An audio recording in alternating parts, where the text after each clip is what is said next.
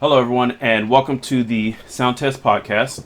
My name is Brian, and I'm joined with my two good friends. I have Max. How you doing, everyone? And Deontay. Hey, what's going on? So, this is just going to be testing out something, just testing out us, trying out a podcast, real informal, but we're going to have topics and things like that. So, if you enjoy the content, please just give us comments, like, share, all the basic YouTube stuff that you already heard to death. So, anyway, I think the best thing to start off with is for us just to basically say what we've been playing recently, either through games or just what we've been listening to. So, Max, what you been playing recently? Well, I've been getting into a lot. Well, I'm always a competitive gamer.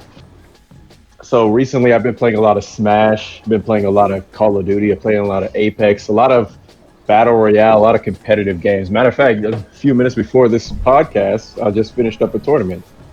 Deontay can tell you a lot about that. And how did that go? It was going good. It was going good for a time. And then Smash Bros stuff started happening. For anyone that actually knows the game, you know that certain characters can be very obnoxious in Minecraft Steve. Sir? Deontay. Yeah, that's I'm sorry. Go ahead. No, you get. You go. Go ahead. I'm done. All right, Deontay, what you been playing recently? Man, y'all know I play too many different things all at one time. The game that I've been mostly focused on a lot lately has been Doom Eternal.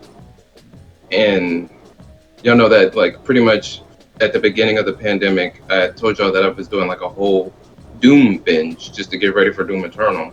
So I went through Ultimate Doom, Final Doom, Doom 2, Doom 64, Doom 3. I played Doom 2016 during the summer. That was amazing. And now I've been trying to catch up with playing the new Doom and trying to play the DLCs for it as well.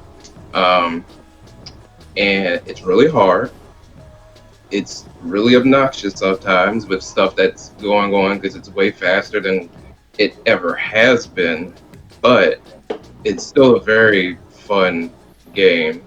And like Max, I'm a competitive player as well, but I stick to my guns. OW. So Apex, Call of Duty with Warzone. I have my Overwatch addiction that I try to kick, but it's like Stockholm syndrome sometimes. It's a bad relationship. It's real bad for you, but you just gotta come back sometimes because you love it so much and there's so much potential, which I'll never get into. But those are the main games that I've been playing a lot lately. And that's just video games. Music and anything else is a different story. What difficulty are you playing Doom Eternal on? Ultra Violence, which is the second to last difficulty. He's a smart man. I told you at the time, I played Doom 2016. I played it on Ultra Violence using only with the pistol. But it was fun. Like it sounds like I'm a masochist, right? But no, it's actually really fun. It was really fun. I want to actually enjoy my game, so I don't play it on that difficulty. It makes you better at your movement. I'll tell you that for a fact. You're so focused on not getting hit. See, and that's the thing about Doom Eternal. That game is a movement, FPS, and carnage.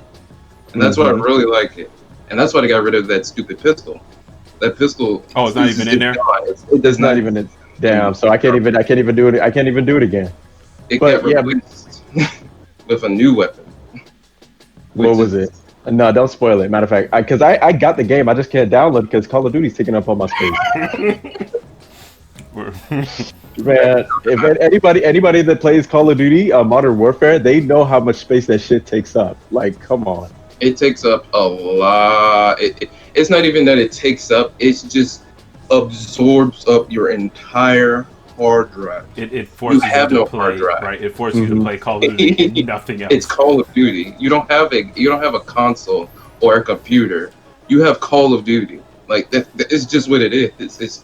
It's going to take up all your space. You wanted to do something else with it, you can't, because Call of Duty is going to take up It's taking it all all. space. Speaking of, have y'all played Cold War outside the beta that we played that one time? Nope. No, I am not spending money on that game. I have It's no interest in it. like I said before, I will always say Modern Warfare is a more polished game, without a doubt. Yeah. It's a way more polished game. It feels like they kind of did Cold War because they needed to get they need to fill that Call of Duty quota, which I don't know. I don't like that whole concept of pumping out yearly games Well, because it's no effort. we're going to talk about that when we get to that Okay. section. I already have something Okay. planned for that.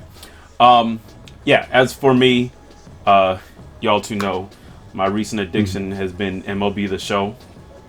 So The weirdest game,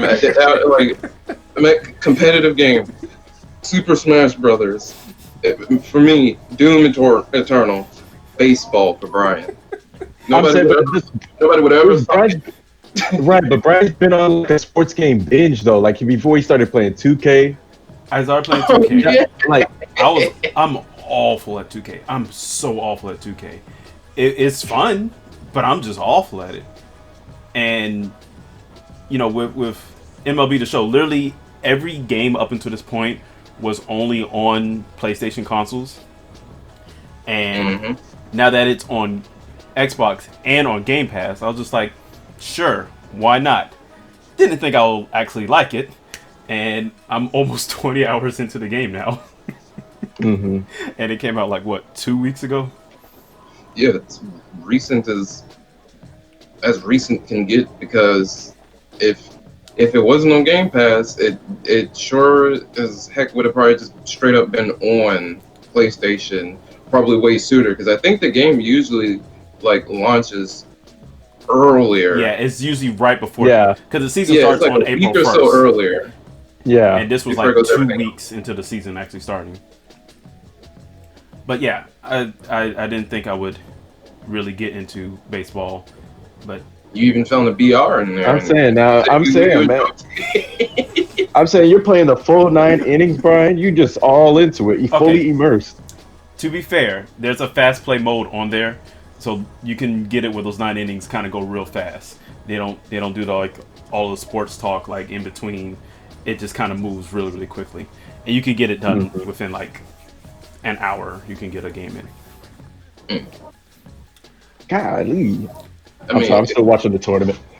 Okay, but let me pull up the list of stuff I want to talk about today.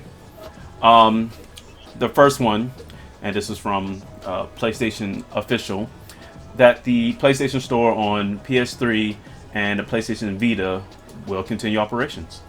I don't know why. Vita is live. All I will say is I haven't, I used to try to advocate for the Vita because of the way I got it. I'm not going to tell that story again. But, I tried to advocate for it. I was like, the Vita, it's the best mobile console that came out, which debatable. The 3DS is kind of, It's the most powerful up until the Switch. Yeah, the most powerful. And I will say it had a lot of useful features. It lets you crossplay with the PS4. Certain games you can use it as an actual controller. It's not a good one, but you can use it as a controller. To be honest, there's a lot of games. The only games that are good on the Vita are the ones that are designed for the Vita. Any games that they had like on PS3 or PS4 that they ported to the Vita, they're awful. Borderlands 2, awful. That's the worst experience that you can have playing that game, possibly. Textures popping in and out, shit's at like 480 resolution, like 480 quality the whole time, shit resolution. Enemies are shooting you outside of the zone where they're actually like loading in, so you're getting shot from bullets that are coming from the void. Wait, so it's like the draw distance doesn't allow you to see the enemy. Not at all. Really Hell no, it doesn't. They're off screen. Not at all. It doesn't let you. Like I said, it's the worst experience. Not to mention Matter of fact, let me get my Oh, Vita God, so I he's about can to- show you. Here we go. God, he's- So it's Let a me get my. paperweight. You can get in that paperweight. You see, he keeps it Also, locked a lot up, of right? people consider that the Vita I keep is it a like, little bit dusty. Okay, But so you the see, he Vita, keeps right? it out of sight so nobody sees it. Like he keeps it locked away. he had to hide it out of the way. Oh my god. But anyway, look at this. I just wanted to look how small these analogs are. It doesn't have handles like a typical controller. You can buy some. I didn't. Well, obviously, I didn't. But holding it like this is very inconvenient for big people that have bigger hands. This is hard. This is very hard. Not to mention they don't go as far as you would think. They have a good amount of grip, so you're not going to slip. But they're not comfortable, and it's not comfortable to hold this. So you got these little things back here, I guess, for your middle finger. You can play it like this. And They got that tried to little design the best. back touchpad thing. Yeah, Just this is a button. fondling This back touchpad. the back of the console. Yes, That thing's you disgusting. don't know how many times I accidentally touched the back touchpad because this is an actual control in many games. You don't know how many times I accidentally do that when I'm like in the moment in the game. It's I don't know. It almost feels like you have to buy the little attachments to play this properly. Maybe I'd have a better experience on Borderlands if I were to get that, but all I know is it's impossible to fucking aim on this thing. I mean, I know that a lot of people consider the Vita a JRPG, machine. Like yeah. Yeah. that's all they did. So I mean, that's probably one of the benefits of Sony keeping the store up for the Vita and the PS3, because there are a lot of like hidden gem JRPGs. I mean, I'm pretty sure there's stuff that we've never heard of that's There's a probably ton of either like visual imported. novels. There's a bunch of visual novels on there that was super popular. Yeah, a bunch of visual novels, like other little indie games that indie studios are still developing for the Vita, if I'm not mistaken. Like Vita they is life. still make games. Vita is life. And Yeah, Sony people- had to shut it down. Like it was like they were about to. That's it. Yeah, and this thing would have gone. legitimately been a paperweight. I have a total of 4 games on this thing. I have Call of Duty, Borderlands, what else? I haven't opened it. It's a PlayStation All Stars. That one I almost forgot I had it because I haven't played it so long. Yeah, and another game. Did I say J Stars already? No. No, you didn't. Yeah, I have J Stars on here too, which is actually isn't that bad on this game. It isn't that bad because that game is an experience. But yeah, like you said, Squiddy, you were right about the JRPG thing because Danganronpa. You can play Danganronpa on this, and apparently the game is much better than the anime. I haven't, I can't vouch for either because I've watched maybe the first 2 episodes of the anime. I haven't played the game at all, but apparently it's one of the best things on here. So I know, and also it's a Persona 4 Golden machine. Up Like, until recently, yeah. That was the reason to have a Vita. what Or Persona unless you're a very special child and you wanted to play the Uncharted card game. The Uncharted card game. I thought it was like a There's an regular Uncharted Uncharted. card I game? thought it was a regular Uncharted game. No, there is a regular Uncharted game on the Vita, but there is a card game spin-off. I itself. had no idea. No way. No way. Hold on. Let me. I'm pretty sure that's a thing. If it's not on the Vita, it's on the PSP. Well, the thing that surprised me the most was, I know the whole meme joke is that was it Jim Ryan that Yeah. that old gamers don't care about. I mean, current gamers don't care about old games, which here's the Xbox fanboy coming out. I didn't expect Sony to go back on this decision only because they don't have any native compatibility with the PlayStation 3 library with the PS5 or the PS4 for that matter. So it's just kind of like, to me, it's kind of like you don't really need to keep that service up when you're not actively like really selling those games, or those games, let me say, those games are not actively on current hardware.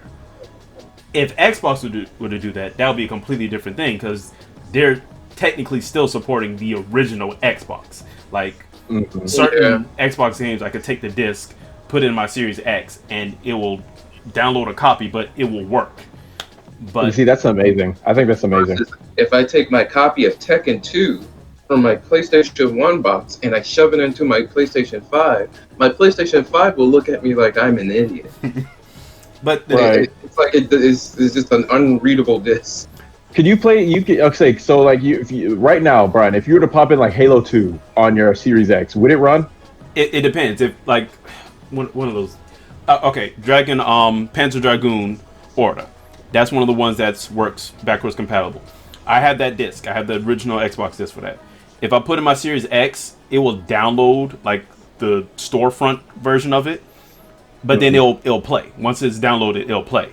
And Nice. Okay. it just basically authenticator. Once you have the disc in there, that proves that you own the game and you can play it. So it's almost like it's ooh, that's this game, but almost like it's a emulator that's running the whole thing. Basically, well, yeah, that's what it is. It's basically an emulator, and Okay.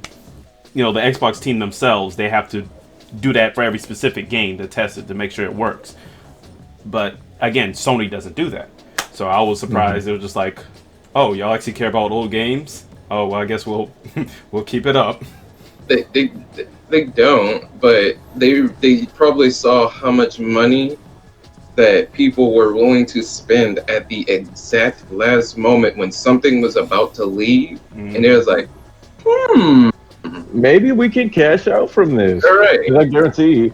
And I don't even know. either it's like a really bad PR stunt where they were just trying to they were gonna like, hey, let's pretend to turn off, like get rid of all the Vita, PSP, and PS2 and all the legacy games. It actually has a And charge. then we bring it back. we bring them all back, and we'll do it for like a week. See how much money we can get, and tell them, "Oh no, we were joking. Fine, it's okay. No, y'all, you can keep playing Tombi and Tomb Raider 1 and 2 Tomb Raider 1. and Einhander and Oh my God. all these other legacy PS1 games that are literally impossible to play unless you have a copy in your house that is probably worth $200-$300. Or I'm gonna go through. you go ahead and be a nice good old pirate. You get that EPSXE emulator going, and you just pop that bad boy in, get that ROM going. And you Sir, we don't condone piracy here. and you just pop it in, and you just go. Because that's your only two options, really. It's literally, but a lot of those, especially the PS1 and PS2 games, not so much the PSP and the Vita games, because those are newer. And if you go to a mom and pop shop like that sells video games, you might come across them like holding on to some like PSP and some Vita games. Most and definitely. they're fairly cheap, and you might catch yourself. You might catch one slipping or something, but you're like, oh, okay, I didn't know they had that. I'll pick it up. But the PS1 games and like PS2 games that are fairly like either really just rare or just extremely good, and you go into like a mom and pop shop, like what's the name of that in Daytona? It was a game store. Blue Dragon. Blue Dragon, I believe. Yeah, Blue Dragon. I seen a copy of Xenosaga. It's a JRPG series 1 and 2. I think it was like a coupling.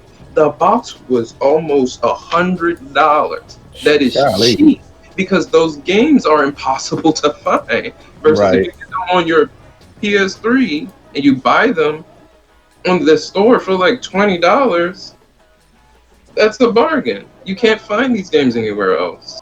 You literally are SOL because you don't have any access to them. And so Sony realizes that, and they're going to keep playing that game where they're going to see how far they can push it. Get away with it. But the other thing that strikes me, again, surprise, like years ago we went through this with Nintendo, where they X'd out the Wii store. Now, to be fair, the Wii store was garbage. Yeah. To be honest, the Wii U store is garbage too. It is, but at the very least, you can buy things online with the Wii U store, if I'm not mistaken. The Wii U shop, you can buy stuff online. But there's legitimately games that's only on the Wii U. and there was a lot of games that were only on the Wii. Like the first thing that comes to mind was those Castlevania remasters, because they remastered those Game Boy games, and they're just not available anywhere else. So it's like, if you haven't purchased that and downloaded it, there's no other way for you to get it unless you emulate. And I would have thought people would have had a bigger uproar for the Wii eShop going down, but it's just kind of like, everybody's like, okay, whatever. I don't know, maybe it's revisionist history, but I don't remember there being a big outcry on the original Wii store going away. And remember, you had to get those cards. Y'all remember that? You had to like buy 800 points. Oh yeah. Oh yeah. And those, Wait, what? you don't remember, because like you couldn't put your credit card on the original Wii shop. You had to get like the little You had to get cards. those the prepaid cards that you had to buy from like GameStop or EB Games. And it'll be like The Wii shop. it'll be like 1,200 points, and that would like relate to like $10 in real money. So like you had to convert and figure out how much. Bro, it's Nintendo, bro. It's Nintendo shit, bro. Nintendo always does something like that. Look at the Switch. Ooh. But look at the Switch. You got an out that's still using I swear, if this new Switch comes out, because there's only been rumors of a new Switch, whatever the case is. I know it's coming out because of course it is. If we're still using friend codes, I'm gonna trip. Because what year is this? This is 2021, Bruh. possibly 2022 by the time that comes out, and we're still using friend codes. We don't have an in system. We have to use this app to communicate, which is dog shit, by the way. It doesn't work. They could do a lot more with that app. You can keep the app, just do a lot more with it. Let us access the store. Let us communicate with it. Let us actually like get exclusive things within game that you can only get like through the app to give some incentive to actually download it. Because right now I don't want to download that. I don't want to waste my phone's storage with that app. Hey, speaking of like downloading, like you can't even with Nintendo games, like, and this goes with the whole Sony store or any digital store with selling digital goods or anything that's limited. They just, because they were literally about to pull the Disney Vault problem, where it's all these great movies. Remember this? Remember this? It's going away soon. Goodbye. We'll never see it again. I promise you'll never see it again, because that's what happened with that Mario game, the 3D All Stars pack. Oh yeah, people selling that for hundreds of dollars now, right? I made sure I got Remember that. Shadow Dragon that just came out like some months ago, and then it was immediately gone. It came out December and was gone by March. Ridiculous. It was immediately gone, and it just disappeared. You can't play Mario. You can't play the Mario 25 game anymore. I don't think that's up anymore. Yeah, they already took that off. Okay, and so that's what basically Sony was doing. It's almost like they just want to put it. They're trying to have a vault, and then eventually, whenever they get their heads out of their asses, they'll just they say, "All right, now here's some classic games, but you can only get these games in a pack," kind of like with Sega did with that little Game Gear. That only got Oh my god. Oh yeah, the Game Gear Mini. I forgot. I really wanted to buy one of those. But I forgot about it. I wanted to buy it, but it's ridiculously priced. It's like way too much. That's when Sega was selling it. Yeah, because I know people are reselling them now for ludicrous prices. Because I don't. Maybe I'm wrong with this, but if I remember it correctly, they were selling them in Japan like by pieces, and you could buy them like one piece at a time. But I think when they brought it to the U.S., they sold them as all together, and that junk was like $200 for like 4 of these like little mini consoles. It was something ridiculous. But the Game Gear is good. I mean, the Game Gear is not that good now. I know it's classic, but I'll defend the Game Gear. Game Gear had a lot of great games on it. But moving on. I'm completely indifferent. I don't know. It had gems on it. But there's a lot of garbage on there too. Like Tail Sky Patrol. Oh god, don't get me started on that game. So moving to our next topic, Call of Duty. So this all started with Warzone specifically, but there's just been constant Call of Duty news that sprung up from that. So the first thing was the entire map for Warzone just got nuked, and everything got reset to the 80s to correlate with Black Ops Cold War. So and like Deontay, we were talking about this last week, how this is like signaling the end of Modern Warfare. Like in terms of support, after this, pretty much the game is going to be dead. Of course, it's going to keep a player base. That's the one that we all play. We all play Modern Warfare, and that was the first Call of Duty game that I actually got into. Most of the time, I'm just like, on Call of Duty, but Warzone's the first one I actually got into. And we know the thing. Call of Duty functions in cycles of years. So the fact that they supported it this long was kind of interesting, and that's partly because of Warzone. You're right. I don't mean to cut you off, because this is the first main series Call of Duty game that's actually been a really big hit, and it stayed around for over a year. It had complete support for a year and some extra months. Right. It didn't stop having content, and once they were trying to bring out Black Ops, they didn't stop content for Modern Warfare early, saying, "Hey, this is it. You better go buy the new game." And then there's that whole mess between picking whether you're going to stay in Modern Warfare, go to Black Ops, and the game's merging and the file compression. That's a whole nother can of worms. Yeah, but to be honest, continue. Finish. No, okay, it's nice that they kept going for as long as they have. Oh yeah, most definitely. And Modern Warfare, correct me if I'm wrong, but this is the first one where they integrated the next one in the series with the previous one. Cool idea, terrible execution. But it's the fact that it happened. You had Cold War assets in Modern Warfare. You had that stuff in Warzone. Warzone's still using the Modern Warfare engine. It's gonna still continue to use the Modern Warfare engine because of how, I don't know, the game's really polished. Again, Modern Warfare when it first You sure about you want to use that term polished? So you jump out that You know what I mean. But yeah, Modern Warfare. When I first seen the trailer when it was about to come out, I was like, "Oh my goodness, this looks amazing." Like the game looks good. Even still, me personally, I still think it looks better than Cold War.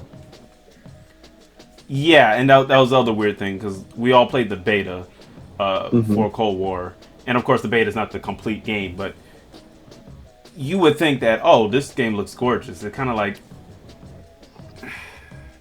and the stuff we played in Cold War, like it had just ridiculous things. Like y'all remember that I think it was in the Miami map where you had this incredibly tall ledge, and you grew you was like Superman, and you hopped over that junk in a single leap. Like it was. You could leap a full bus in a single bound. Leap a full bus in a single bound. Yeah, you could jump the entire bus. All of that shit with one hand with the entire fucking bus.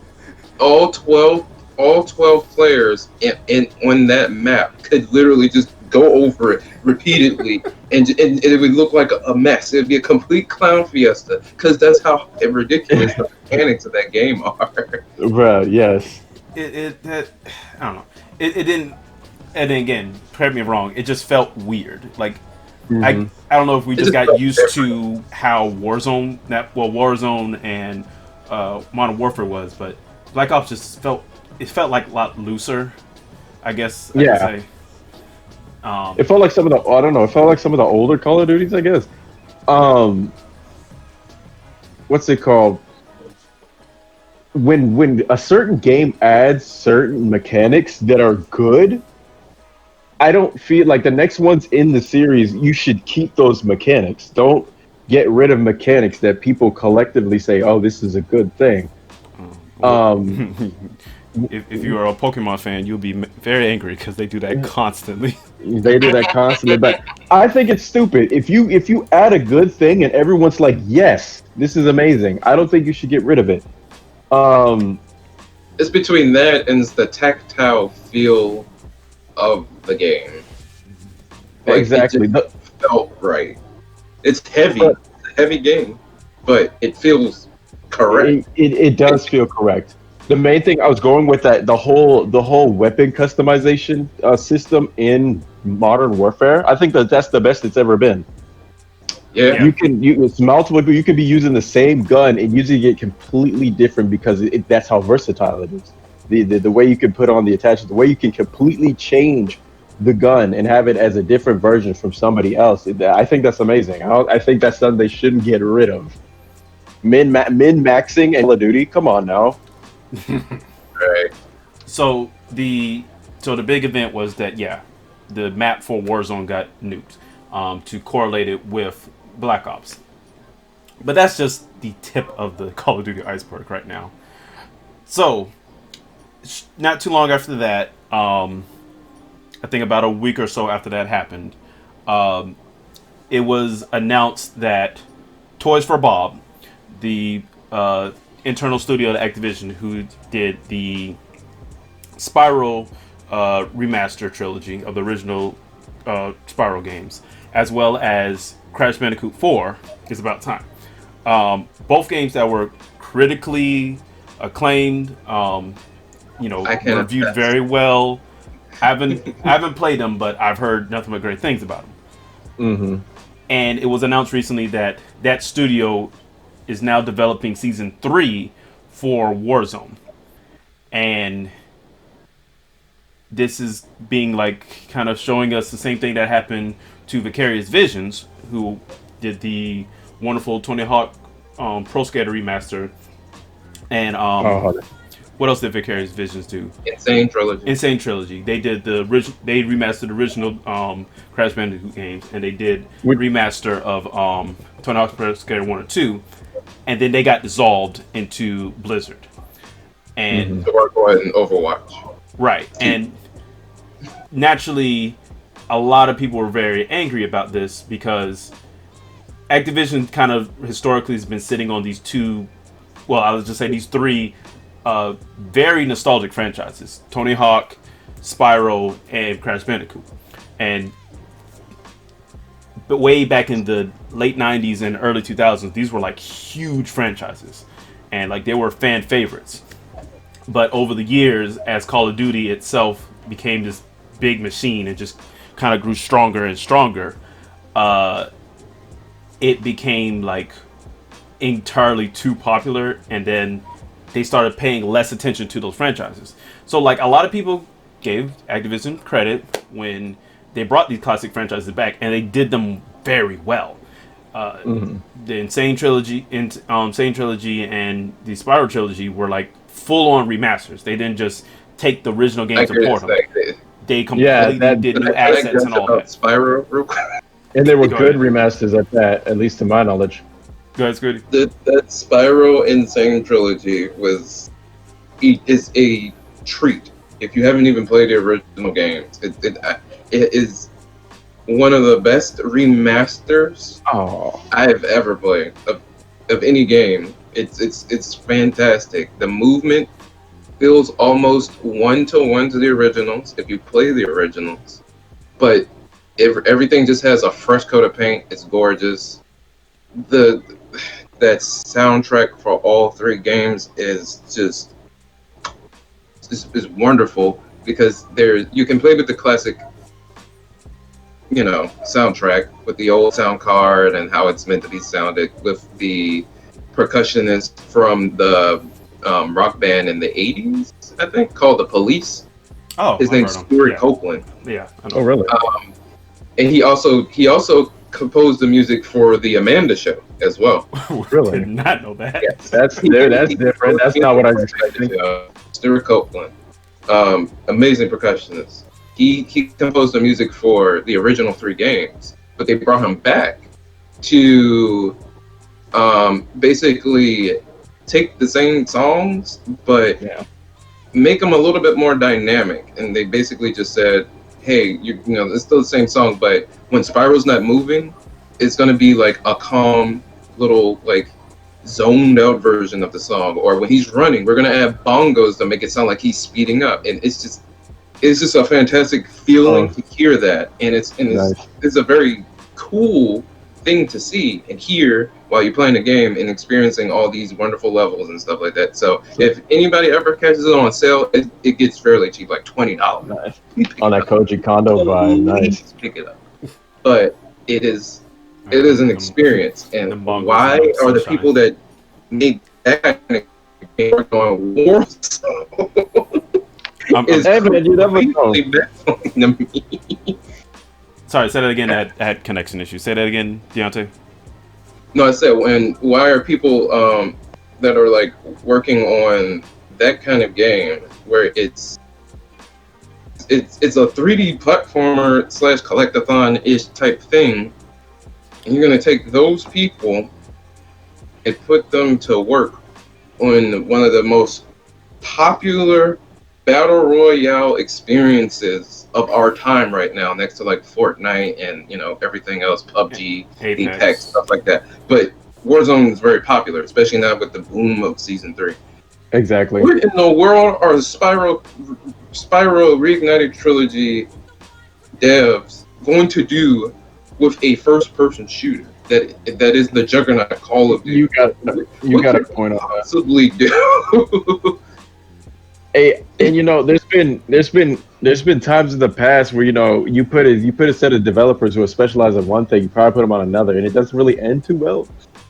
Shoot, that game that just came out, Balan Wonderland, that's the best example of that I can provide. That is the best example. I mean, we're not gonna get into that now. Maybe on a different episode, but Jesus.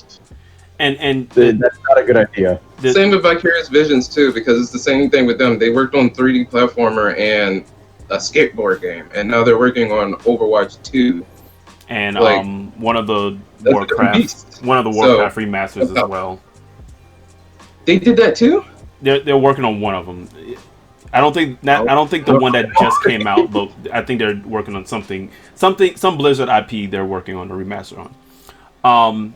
So rightfully so, a lot of people are angry about this, because as it stands in modern gaming, you don't have a lot of 3D platformers. You know, you have Sonic, who's been pretty much dead since Forces in 2016. Yeah, and Forces was not a good game, bro. And there hasn't been any rumors about another Sonic game coming out, has there? Exactly. So we don't know what Sonic Team is doing. Of course, you have Mario, but even Mario, the last 3D platformer from Mario was Odyssey, again back in 2017. You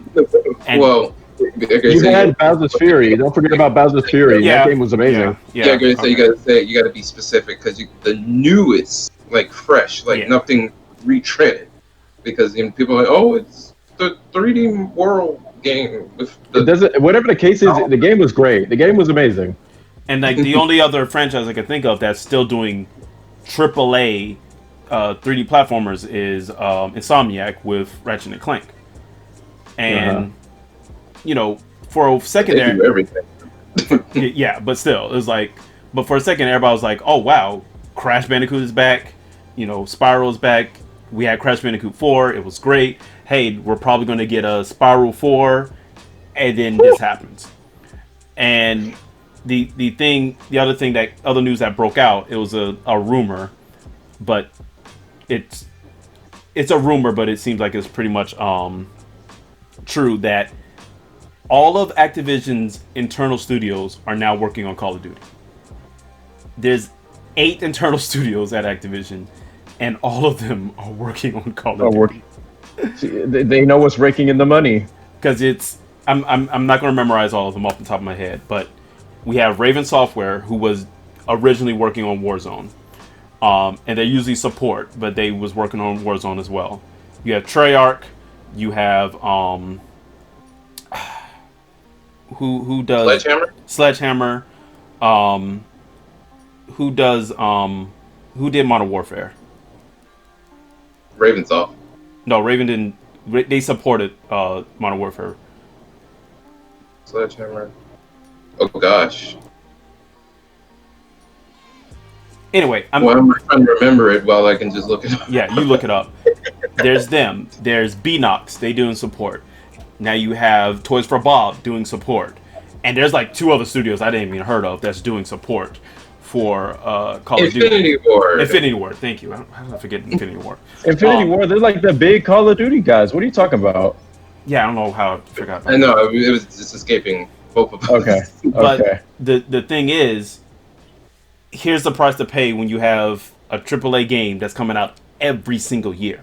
So you had the 3 main developers, which was Infinity Ward, Sledgehammer, and Treyarch. Those were the main 3, and they typically worked on like a 3-year cycle. Somewhere down the line, that 3-year cycle kind of got messed up this gen, and they needed like a lot of support studios.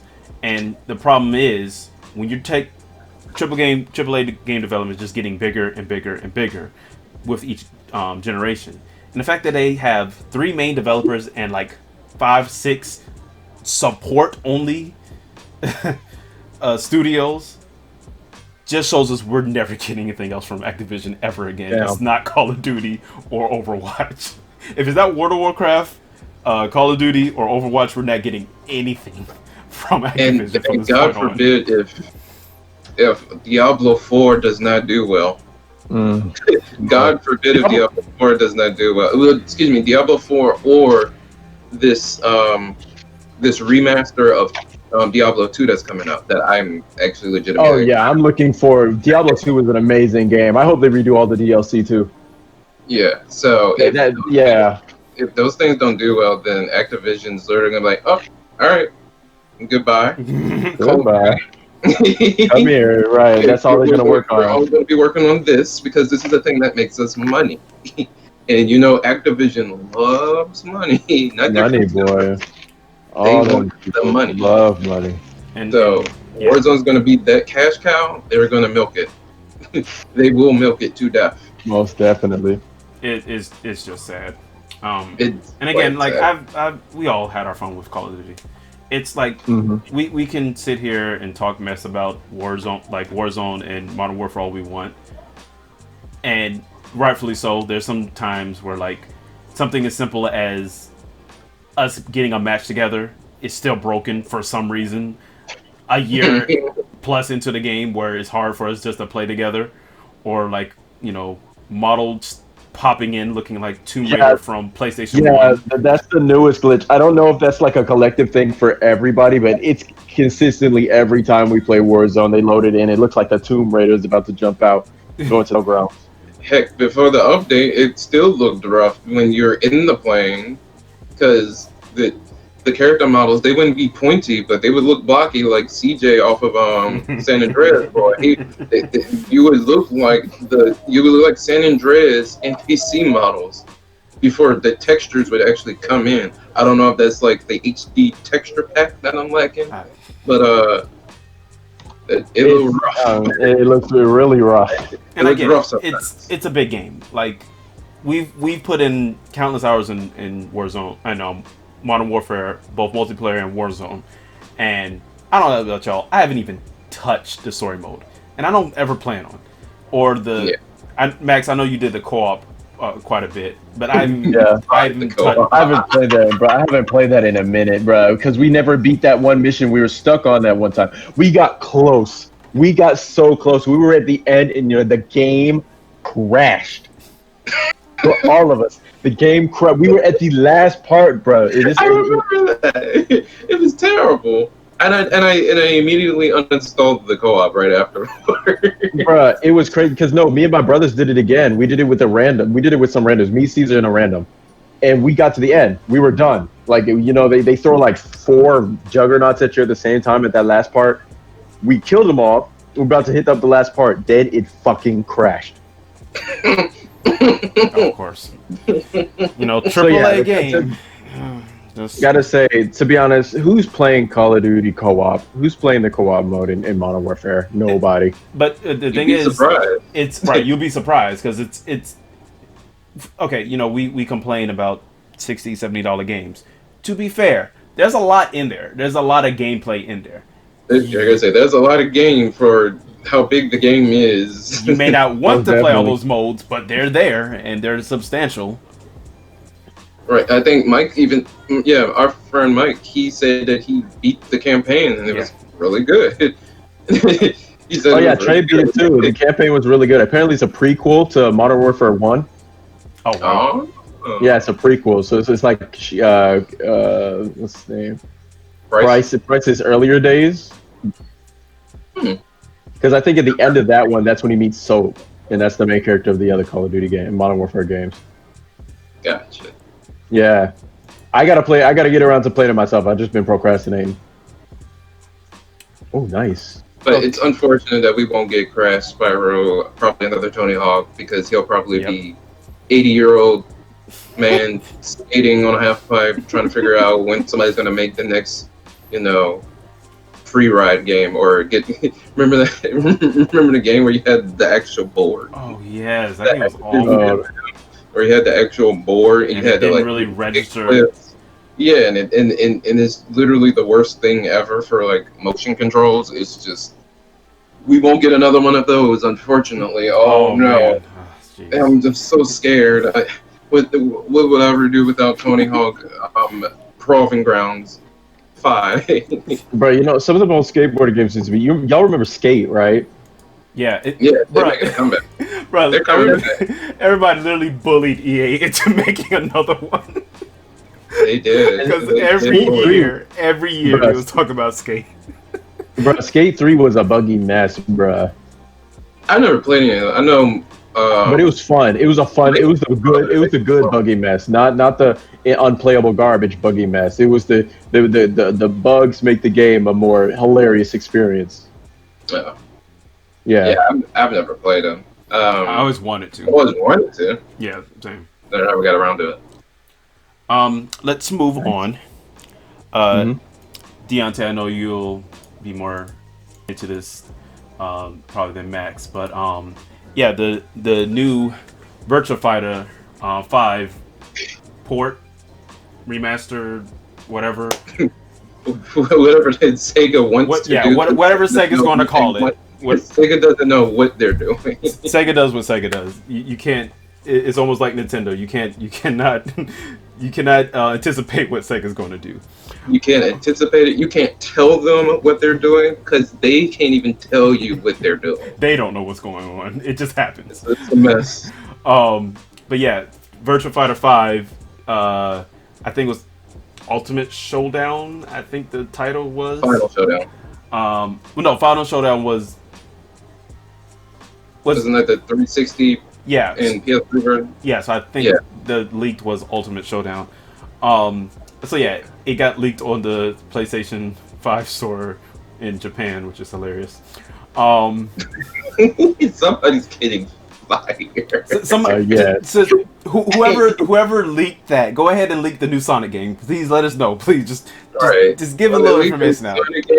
Let us know if we got another Alex Kidd coming. Alex Kidd, oh my god! How long has it been since we had an Alex Kidd game? We got another actual Nights into Dreams, like it was.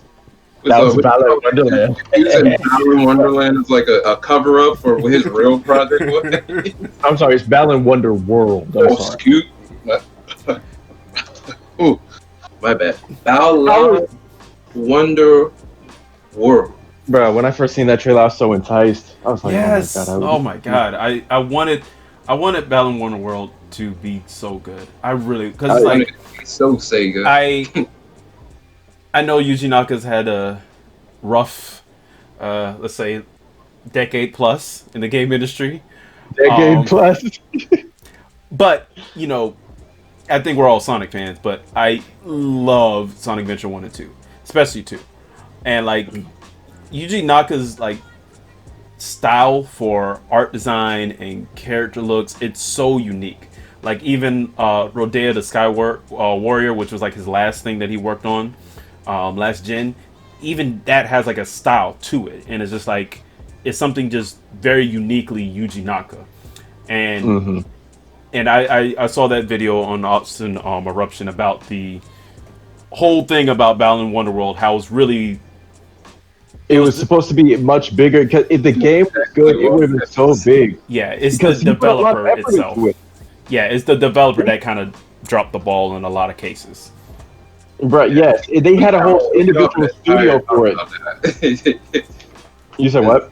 No, I said we could have an entire discussion on that. Oh yeah, bro. Yes. But yeah, to get back on topic, yeah, me and Deontay, we played a lot of Virtua Fighter 5 on the 360, and it is a fun time, boy. Virtua Fighter is very unique. I know Deontay, you're mostly a Tekken guy. I was mostly a Dead or Alive fan, but it's just something about the Virtua Fighter games, their quality of animations, the way the characters just feel in that game. It's once you start, very real. Yeah, and it's very realistic. It feels like a fighting simulator in a way. Yeah, Fighting simulator. No, like, for real, because like it's like half simulator, half game. Because like the thing with Virtua Fighter was that when you did attacks, one, you felt that you felt them, but two, the movements were like real life movements. Usually you didn't get much ridiculous stuff with Virtua Fighter. It's just like it'll be stuff like wrestling moves where you're pinning the person down or you're slamming them into the ground, but when they slam in the ground, you get slammed too, and you have to get up like you actually got slammed in real life. Like when Jeffrey Big Ass, when he grabs you, he just slams you on the ground. You feel that. Oh my! The controller down. It does too much damage. It's too strong. Right, and like you do a single punch, and that junk takes like 25% of your health. Yeah, like there's nothing you can do about it. But they included They even included someone from Virtua Fighter in Smash. Like he's in assist trophy. What's his name? The main character? Akira. Yeah. I don't know. Akira. Yeah, he's in Smash. I remember. He's the one character in that game. I'm like, I refuse to play him. He just feels so weird. Oh no, he's if not the hardest character in the game to play because of how his buttons are. They're wonky, and you have to do stuff. You have to do stuff in order to do stuff. Right. It's weird, and not only that, but he's like one of the harder. At least for me, he's always the quote unquote boss of the game. And before you get to Doral, the big silver lady thing, whatever it is, the non-binary. Yeah, whatever that machine thing is. Yes. It's literally like he's the boss before the boss. And you only get one chance to fight Doral. You can fight him for like an hour and still hate your life. Right. And it's like the Virtua Fighter games, they've always been super arcadey in the sense that it's not really story mode, it's just arcade and matches. You just get better. And the working title before the leak was Virtua Fighter Esports. And Sega just kind of put that idea out there, and that was just it. And everybody just kind of have to run with that idea. I'm excited they're bringing it back. I'm definitely going to pick it up, even though it's still on the Xbox backwards compatible. But I'm interested to see what they're going to do with that. Is there going to be any new characters? What's the netcode going to be like? Are they going to give it a proper graphical update? Yeah, right. Is it going to be an upscale 360 PS3 port, or are they going to update the models? Right. All of that's super exciting. Am I going to be able to see the sweat drip off of Akira's face? I don't know. The first one was pretty blocky. The first one was pretty. I don't know if they're gonna. I don't know. I'm weird, but I would love a Virtua Fighter collection. I would love to go back. I would love to go back. If they can release something like that before they release the remake, that could get a lot more people into it, potentially get them more sales. Yeah, I mean it's here's the thing with Virtua Fighter, it's fun to go back to those old games. They're a little jank at times. It's fun to go back to them, but Virtua Fighter is kind of the series that every franchise, like every new release, just kind of makes the other one redundant. Because it's like you could go back to Street Fighter 3 and find like unique aspects of Street Fighter 3 that's not in Street Fighter 4 or Street Fighter 5. Like each Street Fighter game is like different in that sense. And I'm Deontay, correct me if I'm wrong, isn't Tekken like that where each game reiterates something new or like kind of makes the older ones irrelevant because so much new features. Yeah, like Tekken 1 is Jank City. But Tekken 2, they actually added more combos. Like following up behind hits is a lot easier to do, and command chains are a lot easier to do. Tekken 3 was they just threw everything in the game, and they're just like, hey, we're putting in a story mode, a versus, a battle mode, time attack. You can practice. There's a dinosaur secret character that you have to unlock named Gon. He's only there's a paraplegic doctor that literally fights only on the floor that you have to unlock. He's really hard to unlock. You have to complete the game. They just threw everything in there. Then Tekken Tag Tournament 1 came out, and that just basically was Tekken 3, but with a fresh coat of paint on the PS2 and better mechanics. It just felt smoother because it was on new hardware. It was phenomenal, but it didn't have all that extra stuff. It was focused on the tag mechanic, which was pretty much all it needed. But it was a very difficult game to learn because you have to worry about two characters in chaining combos. But possibilities and combinations were just endless. So that was cool. Tekken 4. Tekken 4 is a weird beast because in traditional fighting games, in pretty much every fighting game, all the stages are flat. For whatever reason, in Tekken 4, if there are stairs, you fight up the stairs, which can affect hitboxes. That's strange. So that's different from fighting game. The stairs a little bit, and you're like right here, and you like do a crouching punch, and whoever's up here, they do a punch, it's going to miss because the elevation's different. Virtua Fighter. I don't know if any other game that did that. Virtua Fighter 3 TB, because I had that on Dreamcast. There's some elements of that in that game, because there's one stage where you're like literally on a roof, and it actually has an incline, and it kind of does something similar like that where, you have to like actually register those hits at a certain like level in order to hit. 4 was a weird beast like that, and there were walls that didn't need to be walls in the game, and it led to some problems with like combos and chaining off of wall combos and stuff. It was weird, but I liked the game a lot because the soundtrack. That's just me. Anyway, moving on to 4. Well, from 4 to 5. 5 is the game that I've probably spent the most time playing by myself, just because they added a mode where it was basically the precursor to just being online, kind of, sort of. Because I don't know if you've seen in like Tekken 7, where you see like people when they play online, there's like these names like Tekken God and Tekken Lord and Dan 7. That stuff showed up first for Tekken, at least in Tekken 5. Oh, and for me, it was my goal to just get some of my favorite characters to the highest level of that, and you just keep playing until they get to that level. It was really cool concept and a cool idea. So you could, if you have friends come over and you're like, I got a Paul who's an enforcer, and you're not even on my level. Like, all right, man, I got this Nina. She's only a little Dan 2, what am I supposed to do? You're too good with this character. Like, all right, so you can compare and contrast, different levels of how good you were with certain characters. You could just grind them out.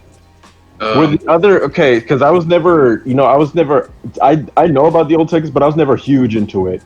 Are the other Tekkens similar to Tekken 7 to where they can be if you're good enough, they can be a one-touch game, like one-touch rounds? Because I know some of those dudes in. They weren't that severe with combos. And Tekken 7 damage is outrageous in certain spots. Because Tekken 7, boy, that's a different beast. Yeah. You can get some people that can one touch. Like that's ridiculous. I ain't got to the one touch game yet. Because Tekken 6 I didn't play. Somehow I just missed it. Even when I still have my PS3, but I still have never owned that game. I haven't played that or the PS3 version of Tekken 5, which was Dark Resurrection. It was just a better version of Tekken 5 with actual online functionality. And then comes Tekken Tag Tournament 2, where you would literally get one touch. Like no joke, I played a little bit of Tag Tournament 2. That joke was it was. There's some characters. There were some characters that are just straight up broken in that game. Oh yeah, but that game, that's like at the highest level. If you were playing that game competitively, like playing Tekken Tag 2, you were literally insane. Like mentally, you were crazy because you had that game had so many different mechanics in it. They added stuff. That was the most amount of characters that has been in any Tekken game ever at one point of time. And that game had a lot of content. It had its pros. As a casual Tekken player, it was amazing because it had a lot. But from what I've heard and from complaints, I've never heard a complaint about Virtua Fighters systems or anything like that because they've usually been very, very good with how their mechanics stay from game to game and character to character. But also, Virtua Fighter didn't have as much entries as Tekken. That too. Yeah. Tekken Tag Tournament 2 was weird. It was you liked it or you hated it. It was one or the other. And then the beast that is Tekken 7 is just it's its own thing now. Everything's been revamped. Some characters are completely different from what their past iterations were. A lot of new characters, a lot of different stuff. Got the cool cinematic movie, and it's great.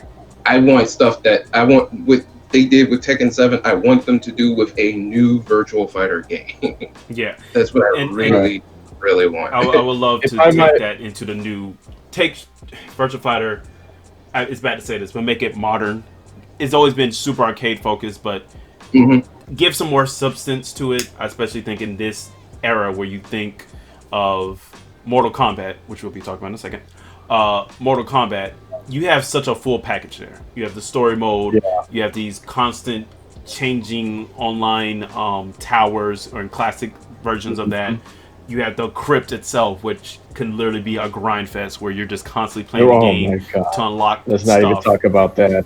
And and then just good online. Like the NetherRealm games has been known for having pretty good netcode when it comes to playing online. And what is Sega going to price this at? Are they going to price this as a full $60, $70 release when it's essentially Virtua Fighter 5 and that's it? Is it going to be a budget title? Is it going to be a $40 title? What substantial things are they bringing to this? 9-year-old game at this point? Yeah. What are they going to do? Because they're billing it as internally. They was billing it as Virtua Fighter Esports. So if you're going to put it at that title, I would think you're going to support it very well. Is this going to be a one-done type thing, or are they going to really invest in putting Virtua Fighter? I'm about to say Street Fighter, Virtua Fighter into modern sense.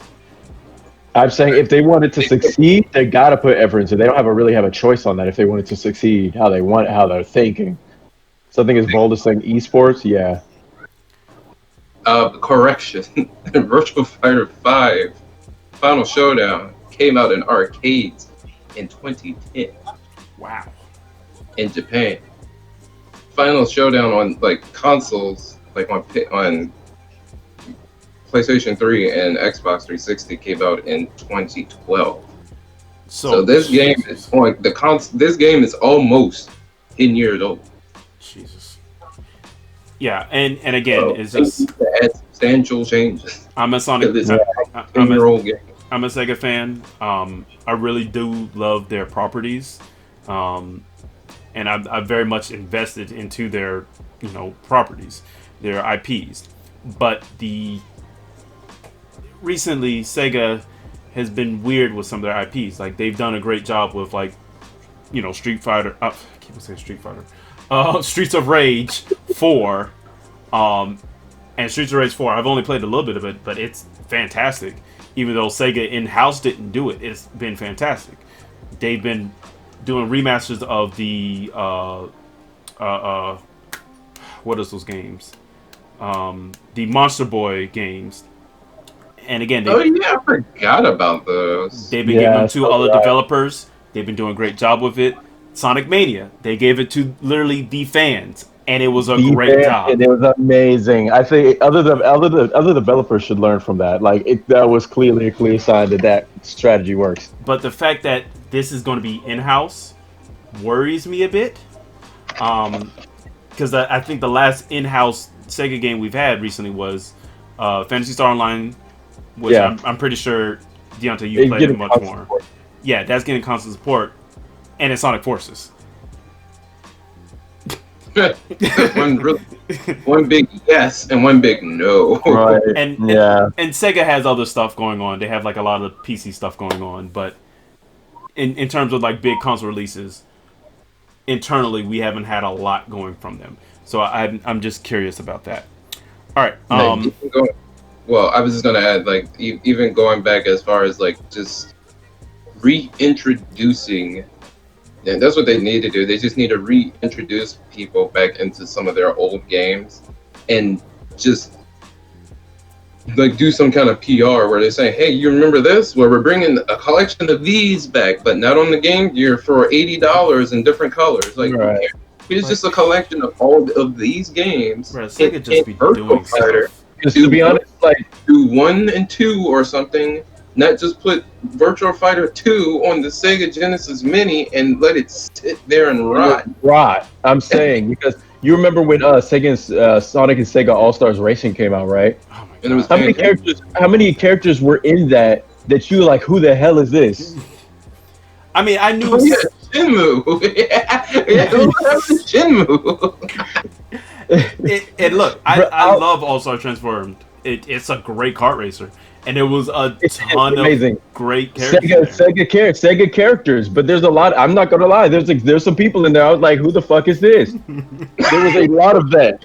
There was a lot. Sega has other IPs besides like Sonic, besides like what this dude from Monkey Ball Sega, right? Yeah, yes. Yeah. We haven't had. Well, let's not even talk about Super Monkey Ball not coming out. Yeah. But yeah, you have all these characters. You have a full roster of characters in that game, and I guarantee I'm not the only one that thinks like, who the hell are half is half of this roster? There was some sombrero. There was and why do I want to play his game? There was some real deep cuts in that game. One of the things I remember, I think it was one of the carts was an actual Sega Dreamcast controller. It was one of the controllers. One of the cards like a cabinet of a racing game or something. It's some ridiculous stuff in that game. But it's a Sega racing game. Like it's an arcade cabinet, but it's racing. Yeah. Itself. Probably Outrun, something like that. Okay. We're we've officially hit an hour and 8 minutes. Nice. So I do want to wrap it up in a little bit. So we'll make this the last bit of thing we'll talk about, and that's the Mortal Kombat movie.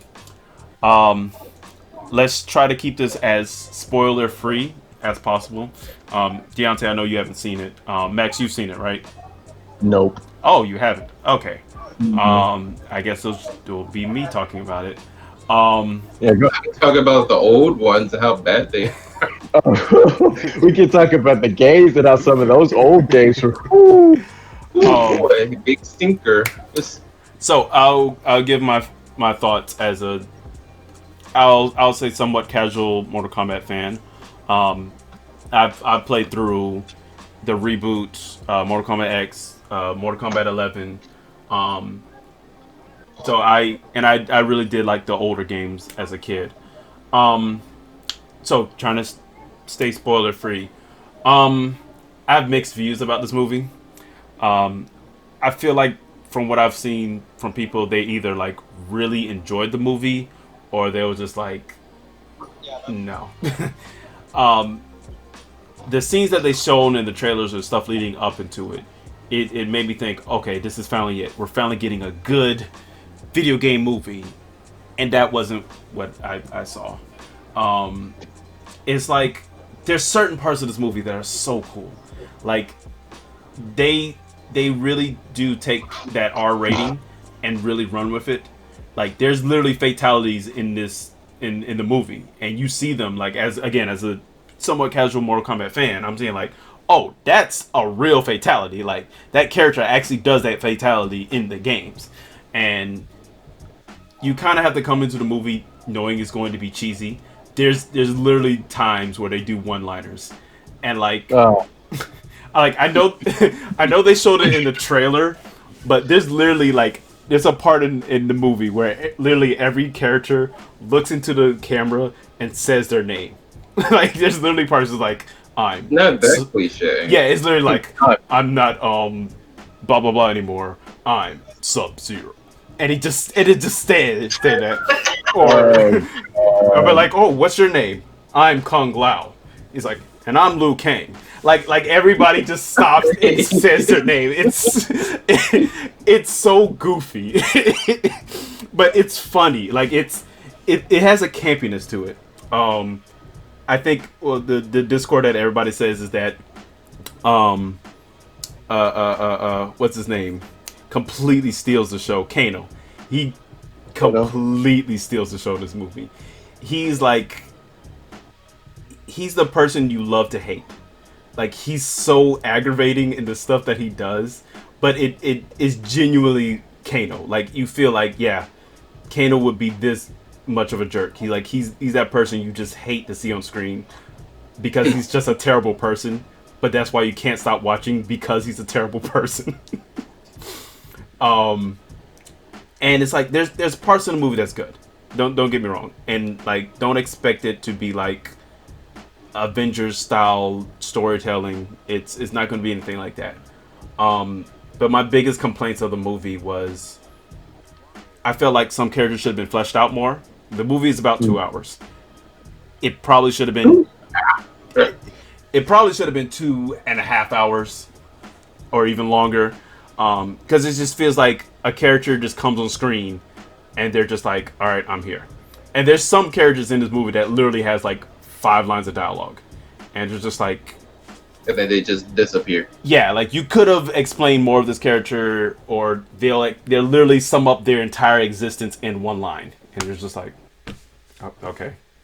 I used to be dead. Let's fight. It feels like hokey stuff like that, and it's just like Okay.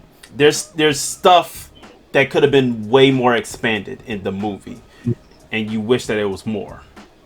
Okay, so let me ask you a question because I've heard a few people say this. I just want to verify it with you. Some people said if you go in there for the story, you're gonna be disappointed. But if you go in there just to have mindless fun with Mortal Kombat stuff, it's a good movie. Do you agree with that? Absolutely, because again, I think NetherRealm does such a good job with their story modes and their games that they got to the point where when a new Mortal Kombat is coming out, you're just like, oh yes. I cannot wait to see what they do with the story. And that's not something you usually say for fighting games. Like, Street Fighter has a story, but nobody cares. It's a whole plot with a evil organization, and people turned evil, and that used to be good. It's like, nobody cares. But, like, when a Mortal Kombat game comes out, it is a event, boy. And it's like, people stream the story mode, and, like, things that happen in the last game has huge consequences in the next game, and I felt like they should have just used Mortal Kombat 9, the reboot, as a template for this movie, and they really didn't. And it's just like you wish that they could have just, because it's like it's right there. What you can do is right there. Just follow that. Just do it in live action. And I And in think a shorter amount of time, in right, 2.5 hours or 2 hours. right, and it's just like certain things that aggravates me is like at the very beginning of the movie, they're just like, oh, there's been 9 Mortal Kombats up to this point. This is the 10th one, and then the movie starts. You're just like, like if you know about Mortal Kombat itself, it's just like, okay, you already know about the tournaments, and you know about Outworld, you know about the Earth Realm. But it's just like, oh yeah, this happens. All right, so here's this new character named Cole, who's horrible. Literally the first scene in the movie, he's just getting his ass beat, and you're just like, all right, this is the main character. This is the person we're supposed to be rooting for. See this chump? And it's like, deal with him. And like he's in a movie, it's just like he's a brand new character just for the movie, and don't want to spoil stuff about him and his journey in the plot, but it's just like, he's not entertaining. He's not. And it's like, you don't come to the movie for this new character who's not in the games that you don't care about. You come to see Sub-Zero and Scorpion fight. You come to see Kung Lao and Liu Kang interact with each other. You come to see, how these classic characters would look like in real life. And I will say this, the casting is really good. A lot of these characters look really authentic. Like, I feel like Kano is perfect. I feel like Cabal, the way he handled Cabal, his suit looks dope. Like, it looks like how it is in the games in real life. His suit is dope. His powers and abilities is cool. And it's things like that. Like, you see Kung Lao. Kung Lao looks great. And it's just unfortunate that a lot of other aspects of the movie just don't come together. So yeah, it's on HBO Max currently. So it is a very bingeable thing. Just get there, go through it. Just come in that expectation that this is not going to blow your socks off. It's not going to be like... It's okay at best. Yeah, I'll say like that. Yeah. And other thing is, it kind of sets up a Mortal Kombat 2. And I have my opinions on that. Like, I feel like the movie itself should be strong as a singular movie, not to set up another movie. Because that's what parts of this movie feels like. It's literally here just to set up another movie. So right. And it's literally doing what it did back in the fucking 90s. Yeah. Like, it exists. Literally the 90s movie. Oh, God. If you came to see that movie in the 90s and you wanted to get into some cool story stuff, you're not gonna get it here. But if you came to see, Sub-Zero and Scorpion go at it, this is great. But we gotta end the movie in a way where you have to watch the second movie in order for this to be finished. How well did Mortal Kombat do in the box office?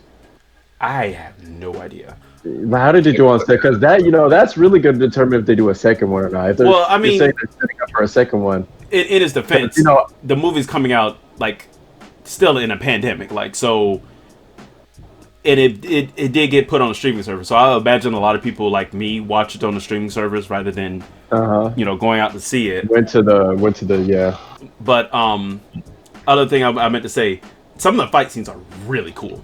Like some of them are really cool. Like that's what I want to watch it for. That's definitely what I would watch a Mortal Kombat movie for. Right, and that's what other thing what people are saying, like, yeah, don't come in to see the action, not necessarily the plot. And yeah, some of the action here is really nice. It's really well done. The choreography is really good. And there's parts where you're like, yeah, like the character does a certain move from the games, and you're like, yeah. But apparently, Demon Slayer, the animated movie, the movie that just came out for it, now that that's finally over here in the West, that's a different topic. And the Mortal Kombat movie are pretty kind of neck and neck. Oh. And this is like the second week. Yeah, this is the second weekend, and it's like they're neck and neck for like 6.1 mil for the second weekend. So I guess it's doing well. I guess that's good. I don't know movies, stuff like that. I assume Me it's doing neither. I don't know. I mean, and to be fair, there's parts of this movie it feels like it's a little low budget. So hopefully they recuperate their costs on that. I would like to see a second one. Let me say that. I would love to see a second one. I love to see what they can do.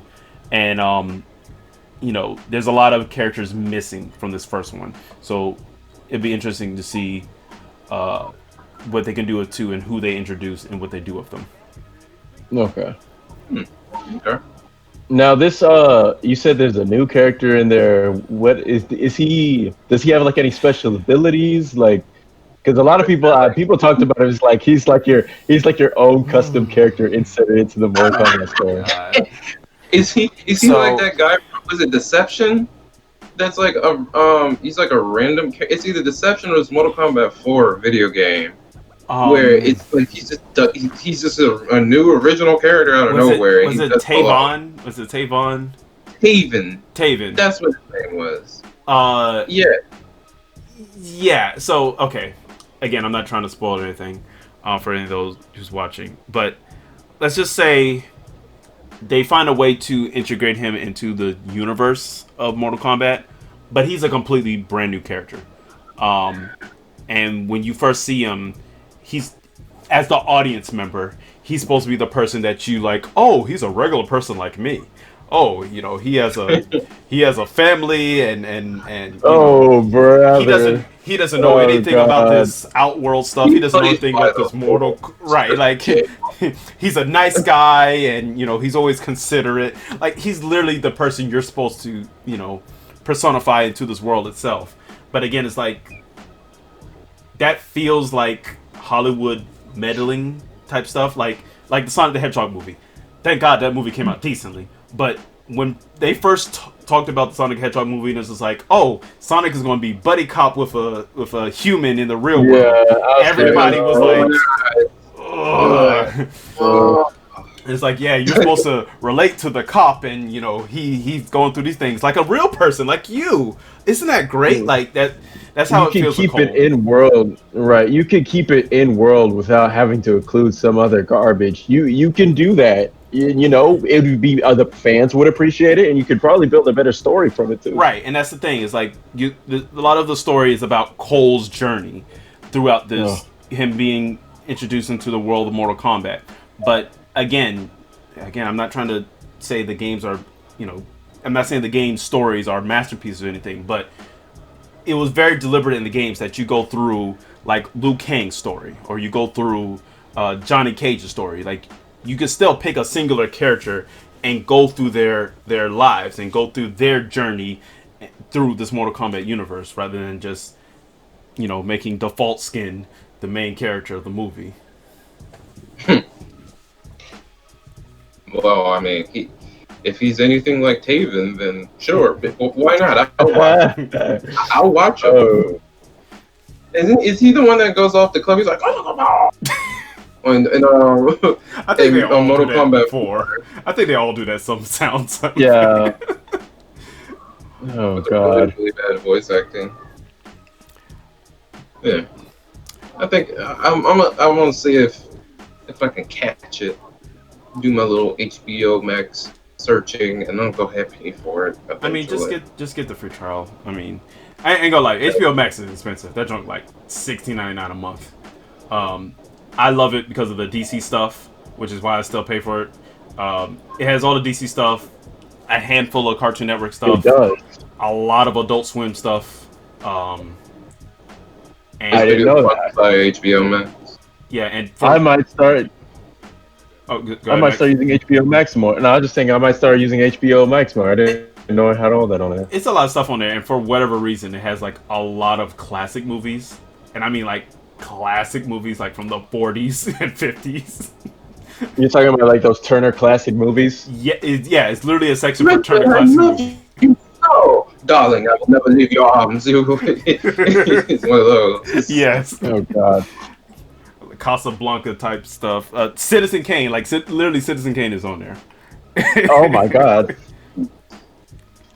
So it's Dawn with the Wind, Nosferatu.